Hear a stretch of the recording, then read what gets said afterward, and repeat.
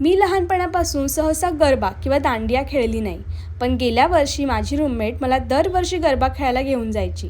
तेव्हा मला कळलं, मला डान्स येतो पण मला गरबा येत नाही. ही गोष्ट माझ्या मनाला प्रचंड लागली. त्यात आजकाल गरबा वर्कशॉपचा ट्रेंड आहे. म्हटलं होऊ दे खर्च. आमच्या एरियामधल्या फ्लाइंग फिट डान्स अकॅडमीमध्ये मी आणि माझ्या मैत्रिणींनी वर्कशॉपसाठी रजिस्ट्रेशन केलं. आजचा आमचा पहिला दिवस. आयुष्यात मी कुठेच वेळेवर पोचली नाही, इथे तरी कशी पोचणार. अगदी नाचून त्या रासलीलामधल्या दीपिका पदुकोणसारखा फील येत होता.